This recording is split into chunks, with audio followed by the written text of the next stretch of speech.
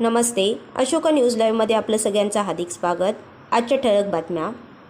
सदर आरोपी प्रजोतसिंह सिंधू राहणार टाकणी यांनी 2 दिवसापूर्वी ग्रामीण पोलीस स्टेशन हद्दीतील शिवाजी विद्यालयामध्ये जाऊन एका 9वीतील मुलीची गैरवर्तन करून त्याची छेड काढली होती।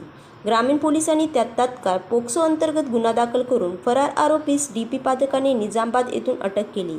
सदर आरोपीवर यापूर्वी पण सोनखेड येथे गुन्हा दाखल आहे।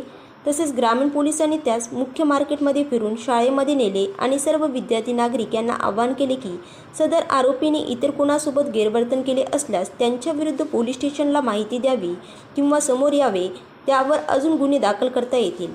तसेच कुठल्याही शाळेजवळ क्लासेसला कॉलेजमध्ये कोणीही मुलीची छेडछाड करण्याचा प्रयत्न करत असेल किंवा गैरवर्तन करत असेल तर 112 वर कॉल करावा। महाराष्ट्र पोलिसांची फ्री सुविधा असून 2 मिनिटांमध्ये पोलीस आपल्याला मदतसाठी पोहोचतील। त्याबद्दल पोलीस स्टेशन नांदेड ग्रामीण येथे गुन्हा दाखल करण्यात आलेला आहे। यापूर्वी पण इतर कोणासोबत त्याने गैरवर्तन केलेले असेल असं जर कोणाला कळत असेल किंवा याचा चेहरा बघून जर कोणी वाटत असेल की हा आहे, तर याबाबत तुम्ही ग्रामीण पोलीस स्टेशनला येऊन तक्रार देऊ शकता किंवा माहिती देऊ शकता।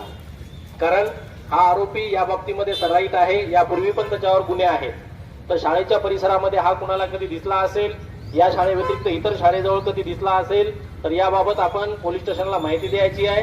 आणि कोणा मुलीसोबत काही प्रसंग करत झालेला असेल, छेडछाड झाली असेल तर त्या परिसरामध्ये किंवा शाळेतून ट्युशनच्या परिसरामध्ये येता जाताना कुठल्याही मुलीला कुणीही छेडछाड करत असेल तर त्याबाबत तात्काळ सदर मुलींनी कोणालाही न घाबरता 112 वर कॉल करायचा आहे। 112 महाराष्ट्र पोलीस यांची फ्री सुविधा आहे।